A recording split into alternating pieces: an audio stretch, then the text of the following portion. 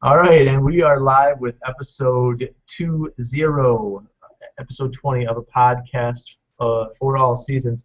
This is an anniversary episode of ours, a score of episodes finally in the bag after this one is complete. Today we're going to be talking about Sin City, Dame to Kill For. Me and Eric went and saw it over the weekend. We are going to review the movie and talk about a few other things. I'll let Eric get started. And Eric, what's going on, man? Hi, everybody. This is Eric Joseph of DarkKnightNews.com, ComicBookMovie.com, and Multiverse Entertainment. And as Josh said, we now have a score of episodes in the bag, not to be confused with Score Magazine or anything. It's good to have Josh back this week. I understand you were taking a week of solid twerking lessons. Is that right? That is correct. It was I was pretty much trying to mimic the Miley Cyrus VMA video in preparation for this year's VMAs, but I can't quite get the jiggle. I guess entertainment news outlets say Nicki Minaj topped that. I don't want us to talk about pop music on this show much more than that, but it's great to know people behave so badly on an awards show primarily watched by people under 18. But anyway, moving on, talking about a movie directed at people over 18, we are going to review Sin City, A Dame to Kill For. A movie that's really been a long time coming. The first movie came out 9 years ago, and I remember when they were originally trying to get the sequel off the ground. I don't think it was maybe a date given by the studio exactly, but I remember seeing theatrical dates projected for it in 2006, and it was always intended that the second movie was going to be A Dame to Kill For, and the third one was going to be Hell and Back, but unfortunately this movie bombed, and I feel that it was never really given a chance because it seemed like it was barely playing on any screens.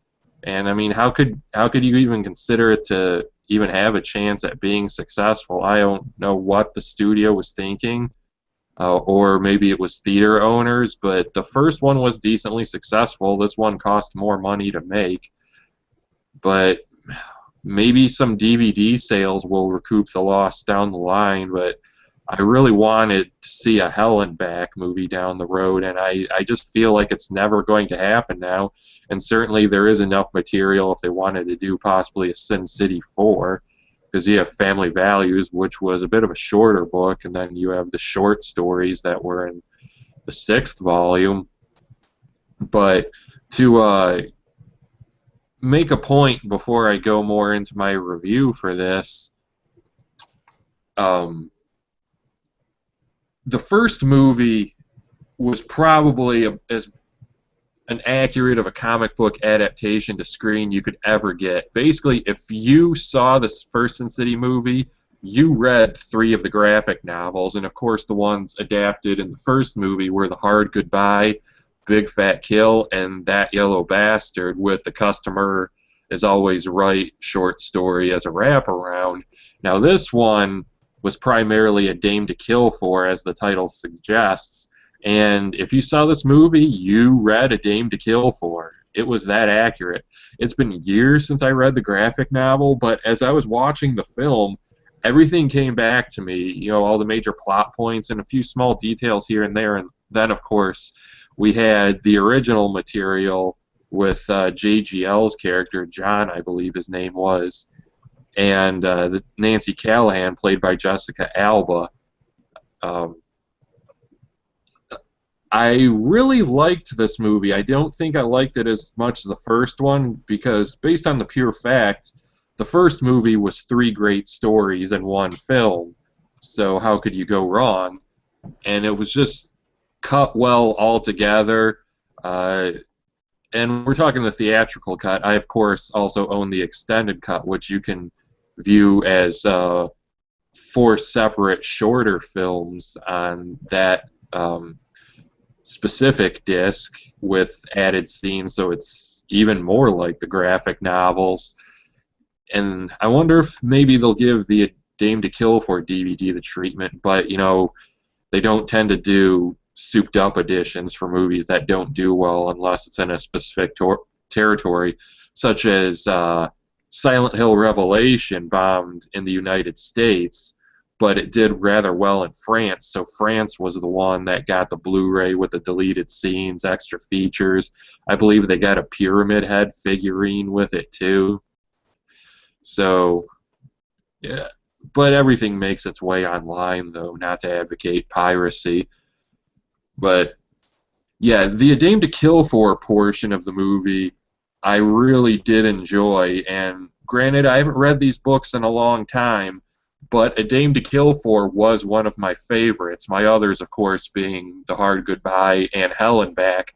Again, me lamenting the possibility of never getting a Helen Back movie, though it's, if memory serves me, that one was pretty much a different set of characters, so I don't think they'd have to worry about getting Mickey Rourke and others to come back. And granted, they recasted several characters in this movie for different reasons, like Michael Clarke Duncan passed away, and we had Dennis Haysbert fill his role.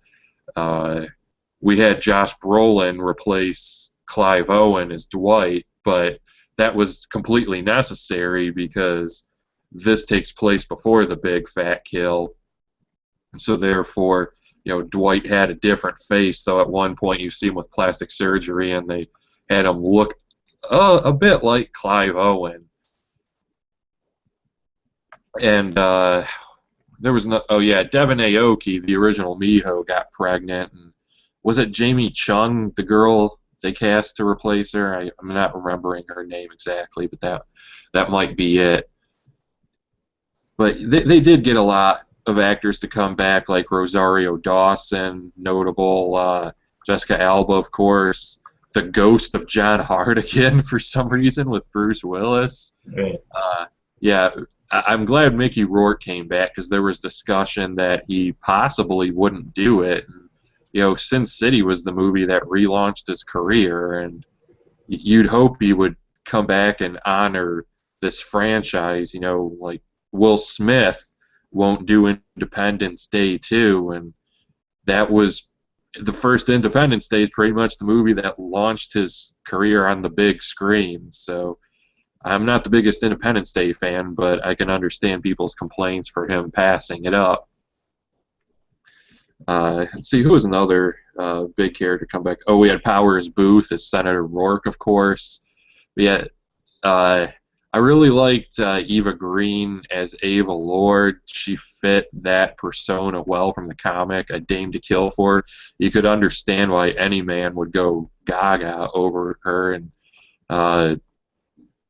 their inhibitions would be completely shot. I really liked her in Casino Royale. I've still yet to see 300, Rise of an Empire, another Frank Miller adaptation she was in that was also delayed for a decent period. But yeah, good performance by her. Very faithful to the comics. I'll try to say this without viewers, or should I say listeners, calling me a pig, but if you're a straight male, you will enjoy many of the scenes she's in. She's naked a lot in this movie. Yes, extremely naked. Yeah, a lot. In fact, she might be nude more than she's clothed in this movie. Some people were saying, it's misogynistic, and but if the female actors aren't complaining, I'm not going to turn this into a sexist debate or whatever, but certainly the female professionals have no problem with it, just like, people would call American Psycho misogynistic. But, to prove a point with that movie, the American Psycho movie was written and directed by females. But moving on, focusing on Sin City here, Yeah, there was a lot to like. Some people said this was too bloated, lacked what the original was. They made this one look even more like a comic. It was still the stylized cartoonish violence, but I think it's just people complaining when they hold on to that nothing can live up to the original, and maybe that's at a subconscious level, but it's based on a comic that came out in the 90s, so it's not that new. And then as for the new material, which I did not like as much, I liked the stuff with JGL. He's a highly likable actor, and it was very noirish and appropriate for Sin City. The new Nancy Callahan stuff didn't like as much. I kind of thought she would be a bit of a stronger female character, and I didn't like it when she started carving up her face, though, like 30 seconds later, you found out why. It was just to goad Marv into going on a kill mission with her after Senator Rourke. But yeah, when she started carving up her face, I was just like cringing and thinking, oh, I think I dated this girl before. Um, but it was the new stuff, like I said, not as strong because Frank Miller, after the 90s, a lot of his material just isn't as good as what he's written before, but I would probably give this new Sin City material he wrote specifically for the film more credit than things like, say, The Dark Knight Strikes Again or All-Star Batman and Robin the Boy Wonder. And I can see why he felt the need to write new material for this film, because when we look back at That Yellow Bastard, it was kind of isolated compared to other Sin City books. There were some original characters in there that weren't really in previous volumes, but then That Yellow Bastard was such a big part of the first film. I could see Frank Miller saying, you know what, there are probably a lot of moviegoers who aren't going to read the comics, so maybe I should write a story for the next film that's going to tie up those odds and ends with Nancy Callahan. And I really think that's what was going through his mind. And hey, he did it, and I don't think it was a bad job. He did pull it off. I did feel, though, like it kind of ended abruptly, because the first Sin City movie, especially with the wraparound with The Customer Is Always Right, it just feel like it all came together in a nice, a tight little package. And then, this one, it was still a non-linear film, but I think you know what I'm getting at, Josh, with this. But I'll throw it over to you in a moment. Maybe I'll extrapolate a little once you give your 2 cents on it. But I will say I would probably give this film a nice 8 out of 10. Not my favorite film of the year. That's still X-Men Days of Future Past. But okay, let's get your review and your score out of 10, Josh. So I actually really like the film. I mean, I think the first thing that came to my mind when I saw this movie after I watched it was that it's getting a lot of critical panning for what appears to me to be a case of, I guess, an embarrassment of riches. And not to say that it's the best film, but I think that for a comparison to something that some people who watch this, listen to this show might understand, me and Eric have talked about, I've mentioned it, is that it reminded me of people's impressions of Batman Arkham Origins, which is a very, very similar game to Batman Arkham City, this game that was highly critically lauded, and most people would consider it the best in the Batman Arkham series. And it was the denouement of all these excellent elements that they brought together. And when Arkham Origins came out, people were like, it's just too much like Arkham City. It just didn't give us enough, pizzazz. It didn't give us enough new material. It felt like, old hat. And, my response to that was, if you love a particular thing, in this case, Batman Arkham City, it didn't make sense to me why people would hate something that's almost identical to it, especially something from the same series. It'd be one thing if it was another series trying to emulate something great. And that's kind of how I felt about people's response to this. If you liked Sin City, you will enjoy this movie. There's no doubt in my mind about it. That being said, Sin City was 9 years ago, and this movie, it has that 90s-esque feel. It has that whole, neo-noir element that Miller was going for in the Sin City books, which came out of the 90s and at the time seemed extremely edgy, and now they don't seem as edgy. That's not to say that it's not a good story. I remember reading a review about A Dame to Kill For before I saw it, and someone kind of said things like, Frank Miller still thinks things like motorcycle guys and switchblades are still subversive. I mean, they are. Motorcycle gangs with switchblades will absolutely kill you, and unless you're Marv and you blow them away with a shotgun. But I guess my point is that this movie gave us a lot of similar elements as the first one, and if you liked the first film, I think that you're really going to enjoy this one. And like most films, I think that if you go into them with too critical of an eye, you're probably not going to enjoy it a lot. If you go into a movie expecting exactly what I expected when I sat down for the film, you're going to get it and you're going to enjoy it. I remember the very first thing that happens in the movie is it's a voiceover by Marv, and it's just Mickey Rourke's the most gritty, chiselly, gravelly voice ever. I don't even remember what he says, but it was just like this. And me and my friend that I saw it with just started laughing because it was like, yes, this is exactly what I expect and want from this film. I want gritty gravitas out of a dark, angry, violent Marv, and it's exactly what we got throughout the whole film.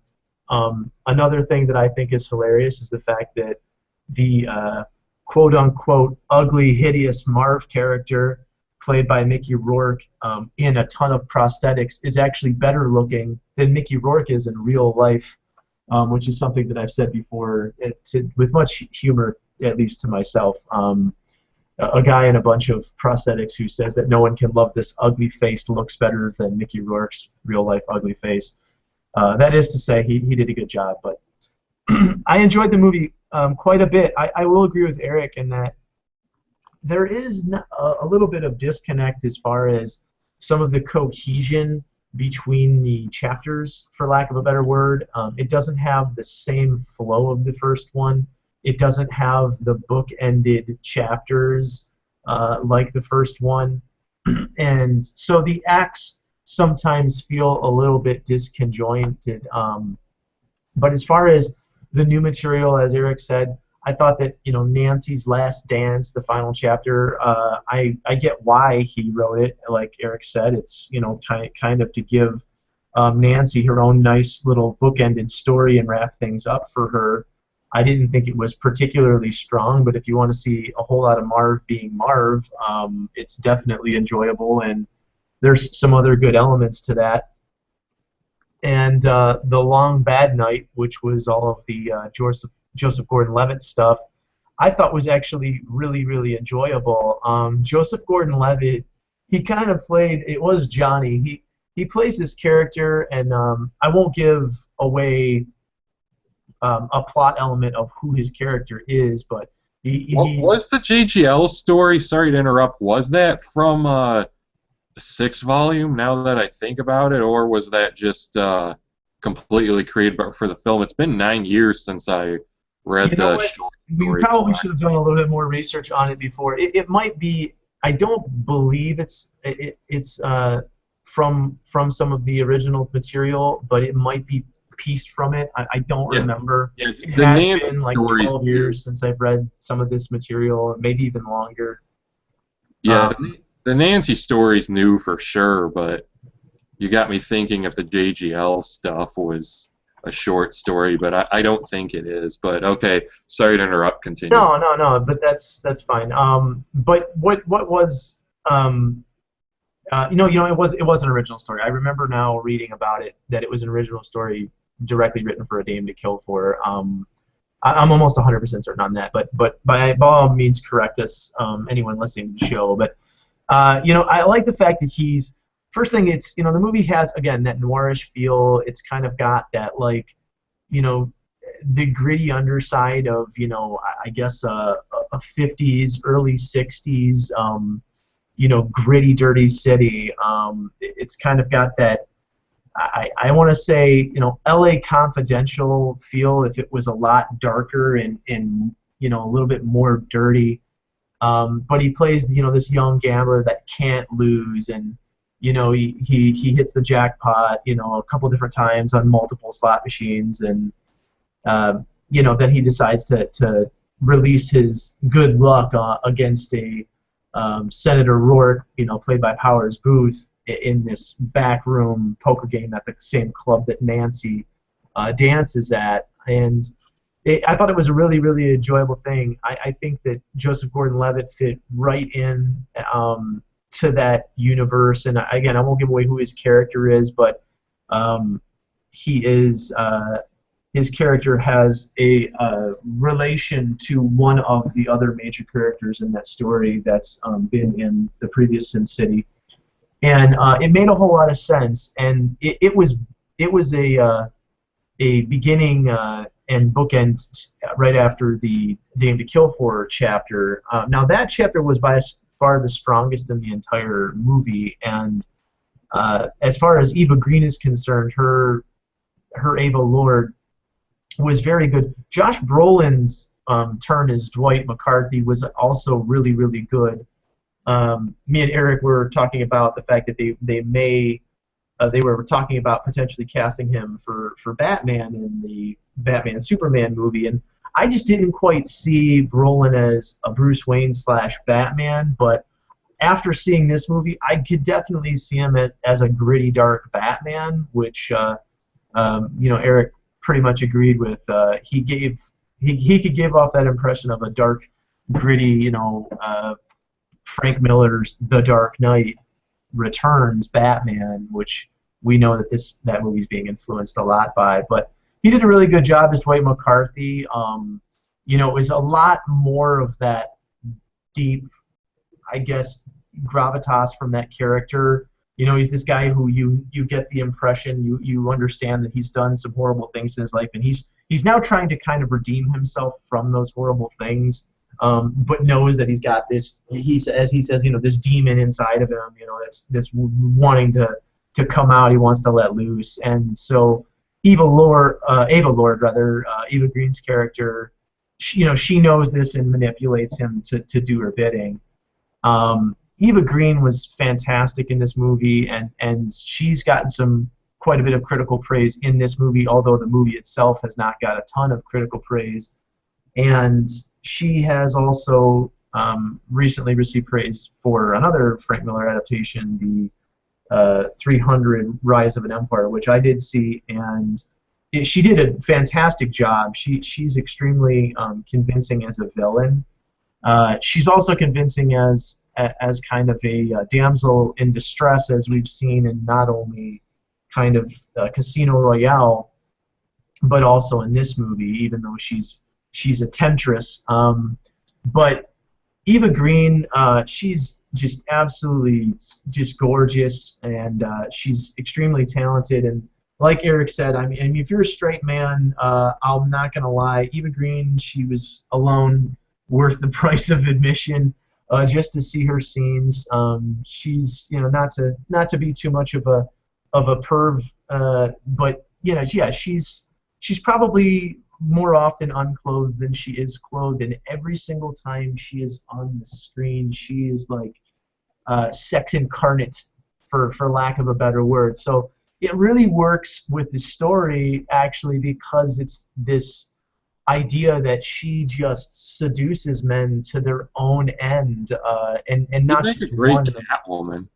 She probably would make a really fantastic, if not a slightly older Catwoman than we've seen in the most recent iteration. But just absolute temptress.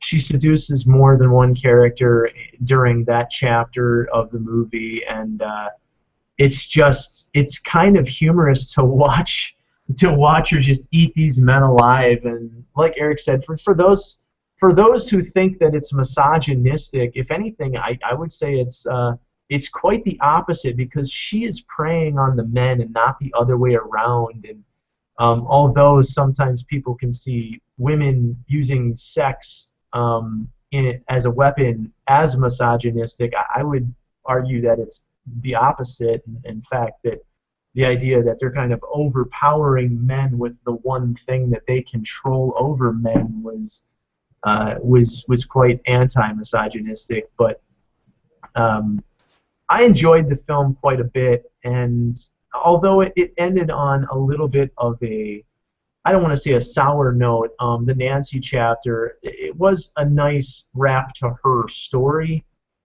We get a little bit more, Marv being Marv, like I said, and it's enjoyable. I thought that the Bruce Willis Hartigan stuff was kind of, I don't want to say useless, but it really didn't have to be there. I'll be honest, they could have probably, if they could have got away with it, used a Bruce Willis silhouette. He plays the ghost of Hartigan, really, and so Nancy sees him in her mind as kind of like haunting her existence after he killed himself for her. She's extraordinarily lonely.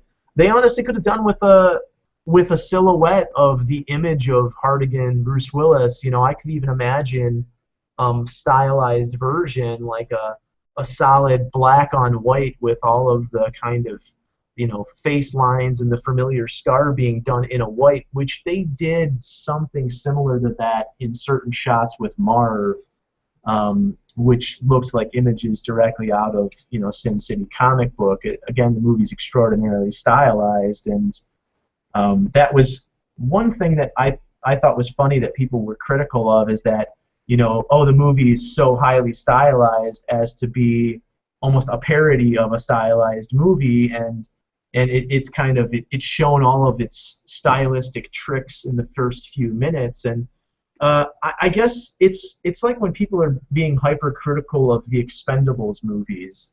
Those movies are not coy whatsoever about what they are. They are non-stop action thrill rides. They're meant to be large explosion, action stars acting like action stars. There's very little in the way of plot, and we get to see people blow up a lot of shit. That's what people want to see from those movies. Well, this is giving us a highly stylized, comic-esque, emulation on film, and it's an extraordinarily close adaptation of the stories that it is telling from the comic books. So I really think that anyone going into this movie, I read someone's review and it was like, I didn't care for Sin City 1, but I figured I'd give this movie a chance. Well, what the hell did you expect? That you're gonna fall in love with Sin City: A Dame to Kill For? Oh, you know what? I will give that original Sin City a try again, seeing as how I liked its sequel so thoroughly.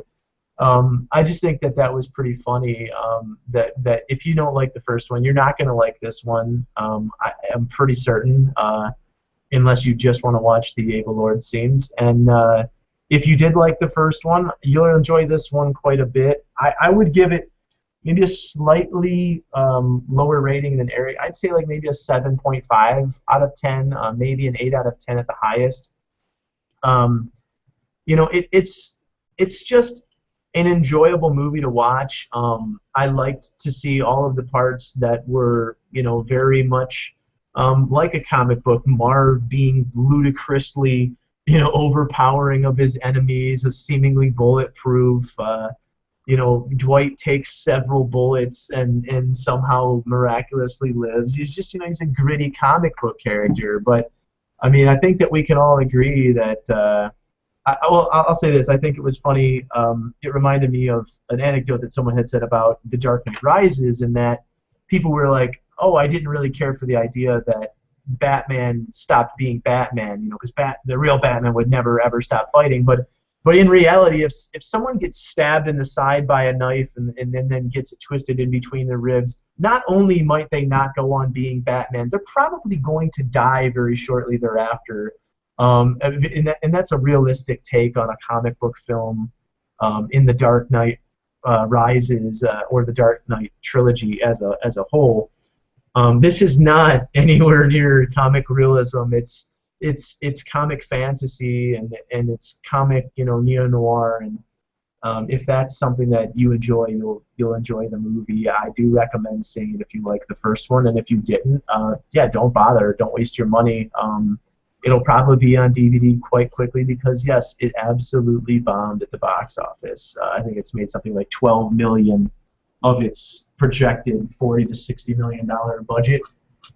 So it is unlikely that we're going to get that triple threat of the trilogy, as it were, and finally bookend the movies. But that's pretty much where I'll end my review. The only thing I'll say other than that is that I think that this movie would work really well, although it would be a very non-linear, long movie if they decided to release a Sin City Ultimate Cut, if they decide to never make a third film, and then just mixed all of the scenes from both movies together. It would make almost like I guess Watchmen's 3.5 hour director's cut or ultimate cut. This would make kind of a Sin City Ultimate Cut. I could see that happening, and the movies bookend each other quite well. But Eric, any other thoughts on Sin City before we move on to other stuff? Yeah, as I was saying before, Hell and Back pretty much had its own cast of characters, so in a way you could end it here because the final shot with Nancy in a way could serve as a pretty decent ending to the Sin City film franchise, but it's just the fact that there were more comics, so I want more movies. I at least want Hell and Back. Family Values was one that didn't have as much substance, but like I said, if they ever wanted to do a fourth one, it's there. But I wanted to add a touch about the Hartigan Bruce Willis return. Yeah, he absolutely is a ghost in this movie. At first you're wondering if he's just a hallucination from Nancy, but he has his own dialogue, his own perspectives. And at the end, Senator Rourke sees him in the mirror, so he's there. And I didn't quite like that because although Sin City has cartoonish violence, it's stylized. As we said, no one's going to get shot that many times and keep charging. But at the same time, Sin City's very gritty and urban, and it has that almost it's based in a certain reality, if you know what I'm getting at, that it's supposed to be somewhat of a real world feel. So having a ghost in there was very off-putting to me. In fact, I thought until I just saw that Hartigan was a distraction at that, not to give too much more away, I really thought Hartigan was going to go full on Patrick Swayze and Ghost and like toss something at Rourke, Senator Rourke, I should say, or like possibly push him over the desk or something, and I'm glad they didn't go to that extreme. But one more thought, too, wasn't just the pumping and humping by Ray Liotta and Chris Maloney's character is just hilarious. I know it was probably meant to be so, but I laughed out loud. It was quite disturbing. Yeah, I thought it was funny, and my friend made a statement that he thought it was very funny that Ray Liotta has completely become typecast as an absolute sleazeball scumbag, and all they have to do is just show him being a greasy, nasty guy, humping a hooker to just nail that whole perception. You don't have to give us. It's funny that people always say like, give us more character. We need more character development. No, we learned everything we needed to know about that character in 5 seconds from him humping a hooker. That was everything that we needed to know about him. He's a disgusting, sleazy slimeball. I think one of the great things, though, about Sin City, though, even if it's a character you see for 2 minutes, one of Frank Miller's gifts in Sin City, the franchise as a whole, is no matter how much or how little you see of any character, they kind of have their own identity and feel fully realized. It is true. He instantly complains about, his wife found out about their relationship, and he needs to end it, or she's gonna get everything. You very much got the feeling that this guy has a life, and he's a real character, and he is really a scumbag. But yeah, no, I actually love Ray Liotta. I think that he was, comically funny in this role, even though it wasn't intentional comedy. You're just like, oh my God, this guy. He was kind of like just fodder for Dwight. Moving the plot along, as it were. But yeah, him as well as Maloney, who I also have come to enjoy quite a bit. He did some scenes in the Dame to Kill For chapter, and it was just, him as Mort. It was just this absolutely impotent police detective, this emasculated police detective, who's then just completely devoured by Ava Lord. Yeah, it was pretty funny to watch him and Ray Liotta be a bunch of schmucks. So, anything else you'd like to add for the Sin City topic before we move on? And no, I think I'm good. Just, hey, like I said, if you like the first one, go see this one. You'll enjoy it. I highly doubt that you'll think it's a throwaway film, and really the Dame to Kill For and the Long Bad Night sections are absolutely worth seeing it. I'll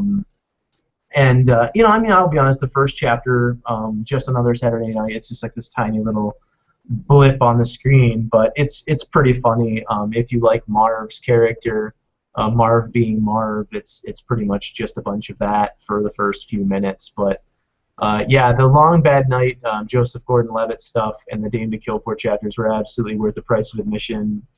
Even if they cut out the whole rest of the movie, but go see it if you like the first one. I mean, it's not going to be in theaters very long, so you might have to catch it at your dollar theater, but it's worth seeing for, hey, you don't want to pay full price, go see a matinee, people. And our next topic, well, we're kind of revisiting a topic for our previous episode, but not to invalidate our last episode at all, but since Josh couldn't be here, the topic we're referring to is Resident Evil HD, and for those who did not hear episode 19, it was myself and JL Anderson01 who rejoined me for that episode, a survival horror expert in her own right. One of the topics we talked about at length was REHD. I'm not going to really reiterate much of my opinion. I do recommend going back and listening to episode 19 if you have not had the chance to do so once you're done with this episode. But just for those who aren't aware, the Resident Evil remake that originally came out for GameCube in 2002 and was later ported to the Wii is getting an HD port in 2015 to PS3, PS4, Xbox 360, Xbox One, and PC. It's pretty much the same thing as the remake was, but they've retouched it. They've taken apart textures, and you can really see the difference. And it's my favorite Resident Evil game to date, which is why I'm probably willing to check out the HD version. Hopefully they release solid retail copies, because right now it looks like it's download only. But one reason we wanted to cover it again on this episode is, like I said, Josh wasn't here last time, and today they put out 7 new screenshots, and you can see the link to the official photo album. It's over on our Facebook page for A Podcast for All Seasons. Just really gorgeous shots, and one of them, one photo stood out in particular to me, was the shot of Chris in a bedroom holding a knife with 2 zombies at him, and just the detail did seem a bit above and beyond what we got on the GameCube. So before I reiterate too many of my feelings, Josh, I'll turn it over to you to get your thoughts on this HD port, since it was really like we've said on the show before, Resident Evil was one of the first things we bonded over when we became friends many years ago, and specifically it was this game in particular. So what do you think about this getting an upgrade, so to speak, and will you be interested in purchasing it? Definitely. I download not a ton of games, but as you know, at PSN's store and the Xbox store have become a lot more user friendly. I'm a lot more prone to downloading things, and I'm an Xbox Live Gold member, so they often have sales and things like that. Now, I might not purchase this day and date. If they release it for a decent price, I'd probably pick it up for $20. Hopefully, it won't release for too much more than that. Although I wouldn't be surprised if it released for like 40, maybe even usually that's what you see them for, like $39.99. But the screenshots are absolutely amazing. I'm looking at them actually as we're doing the show here, just because, like Eric said, it's one of his favorite games. It's definitely it's in my top 3, and it's a gorgeous game. But actually, what I thought was really funny was looking back. Me and Eric were talking about it before we started the show. I'm looking back at the GameCube release pictures, and I've seen some from the Wii port for the game, which I mean, it's essentially it's a port. There was no increase in visual quality. The only thing that you might have had was someone with some HD cables on the Wii, some component cables, that is. So maybe a slightly better video output, but it's a really great looking game, even 12 years old. We were mentioning that before we went on, and that's probably one of those games which even if I don't purchase the HD collection pretty soon, it makes me want to go back and play the Cube version. But it looks fantastic. I mean, if you thought the game looked fantastic before, just check out the images on our Facebook page. We have links to a lot of the photos. I think something like 20 photos, and or you can check out Resident Evil's Facebook page and check out the photos there. But it looks even better. I mean, they've cleaned up a lot of the textures. Everything's crisper. It's a really great looking game. When Eric mentioned it to me that they were releasing it, we were both pretty excited. Although I think that we both, every time that we hear some type of Resident Evil announcement, especially when it's not, Resident Evil 7 or something like that, there's always this hope that they're going to do a Resident Evil 2 remake of some variety, and it's like you hear Resident Evil HD and you're like, what is it? Is it a combination of games? Is it a list of remakes, or is it actually just what this game is, a HD version of the Resident Evil game for a remake for the Cube? But I'm excited about it. Yeah, I'll probably purchase it, but yeah, I'd probably wait till it got at least to $20. And it's possible they do sales all the time. So if I don't pick it up right away, I'll probably pick it up once it drops its price a little bit. I play a lot of games, and when I can, and I often try not to anymore pay full retail price, day and date, unless it's an absolute, must-have, like Halo or something. Games that I'm really, really, really into. But yeah, I'm definitely looking forward to that. I was unfortunately could not be on the show last week because of the twerking lessons. So, but what else are we going to talk about? We were going to mention new comics. Yeah, this is about the point in the show we do that.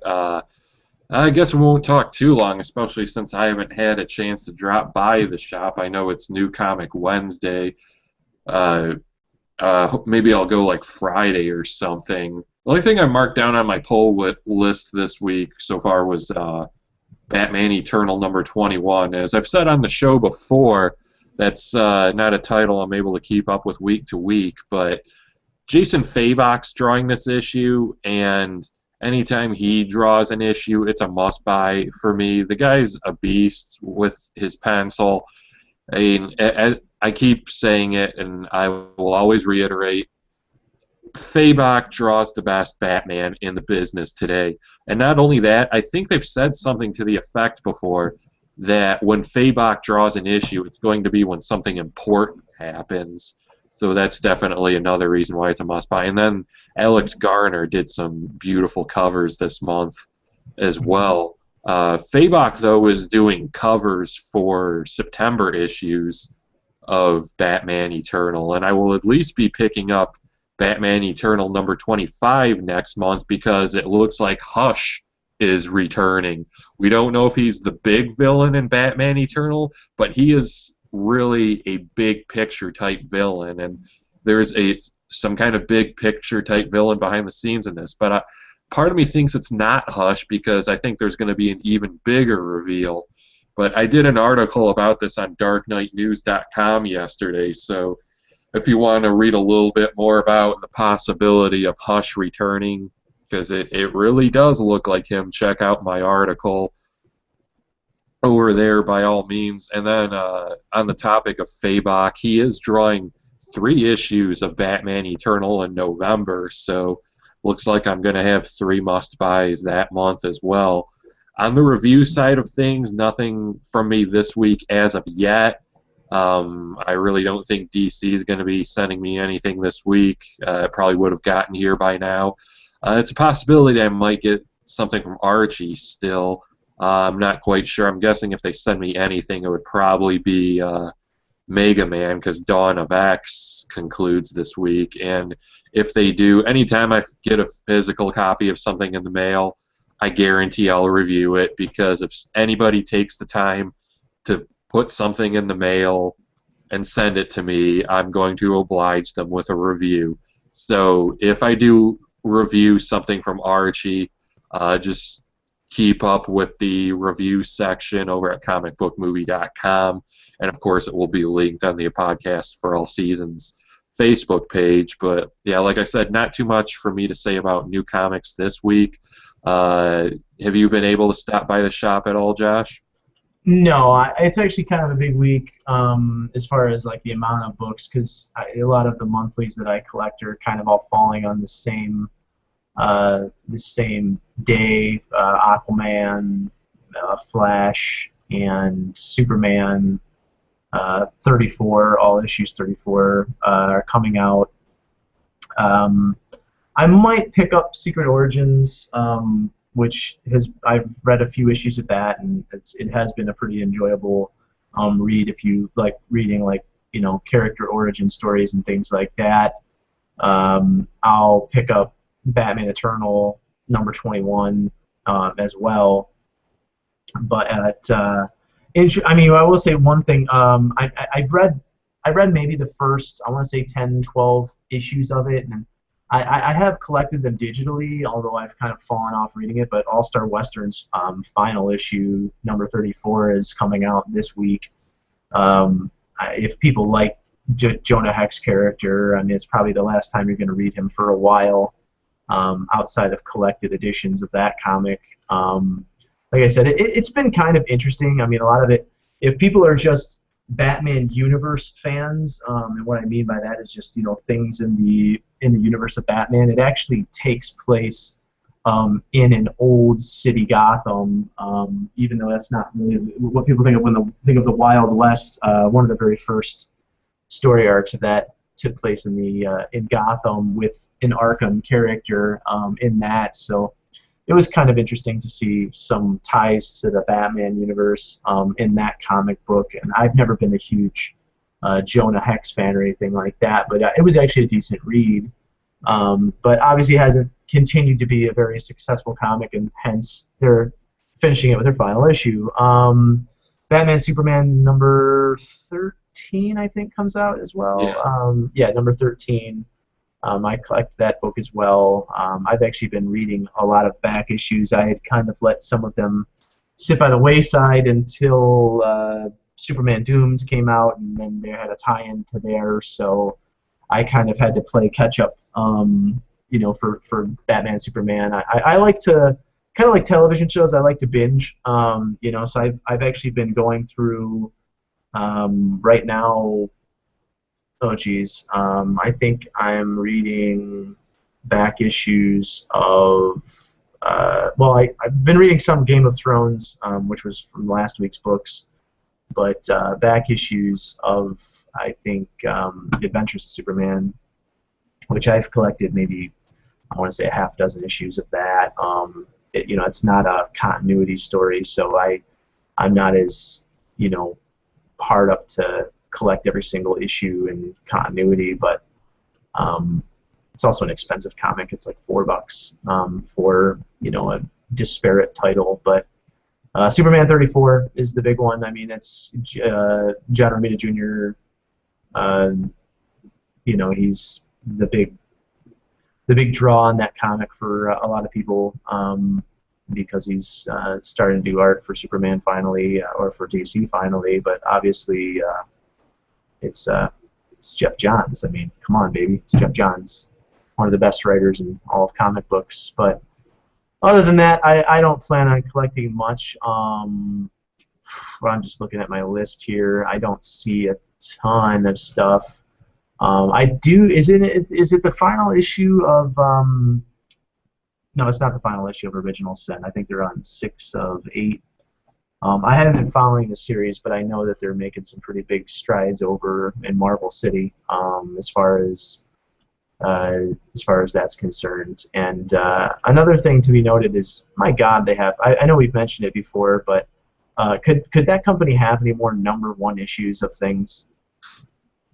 Am I the only one who seems like every single time they go to the comic book store, there's a #1, and I'm not talking about a one-shot. I'm talking about there's a #1 issue of a relaunch series from a comic distributor. I literally see less #1 issues from Image, which has new series all the time. I mean. I think there's 1, 2, 3 #1s coming from Image this 3 #1s coming from Image this week alone, and I think there's like at least 3 coming from Marvel, and I just think that's hilarious because none of the characters are new. But anyway, I digress. All right, I think this is where we will start to wrap things up for this week. This might be the last film we review for 2014 in Sin City: A Dame to Kill For. I know I hope to see The Scribbler next month, based on the Image comic with Arrow's Katie Cassidy in the lead, and I might see Interstellar, directed by Christopher Nolan, this November, but I don't know if those will be movies we'll review. We might do a review roundup once all the shows based on DC Comics premiere this fall. But as I said, this might be our last film review for the year. We hope to come back with a new episode sometime soon, maybe with a mystery guest I've been hinting at. Another guest popped into my head today. I will put in an inquiry to them once they get back to me. It's someone who's very busy and would be a little bit outside the realm of what we usually do on this podcast, but it's someone I've interviewed before. And or our next episode could be some big breaking news, because that's the thing, you never know what's going to be the next big story to break, so we like to touch on all the major beats and comic book movies and stuff, what's going on. Be sure to check out our blog page at multiverseentertainment.wordpress.com and like us at facebook.com/apodcastforallseasons. So I'm pretty sure that's going to do it for me for this week, and I'll turn it over to you, Josh. Thanks again for listening, everybody. Yeah, thanks for listening. Hope you enjoyed the show. The only thing else I was going to say is in other enormous comic news was uh, Action Comics #1. That's been pretty big on the news casts lately. The highest quality graded issue of Action Comic #1 from 1938 was a CGC graded 9.0 with perfect white pages, sold for $3.2 million. So it's now the highest money sold comic of all time. It beat out a former one that was owned and sold by Nick Cage for, I want to say, something like $2 million. So it's first pretty interesting. I think it's really funny when people say that comic collectors are nerds, but I guess when people are willing to pay $3 million for a comic book, that should indicate to some people that comic books hold a pretty special place in people's hearts and minds and apparently wallets. But thanks for listening. Hopefully we'll have some new comic book movie news and/or comic news in the next week or so. But until then, have a good night.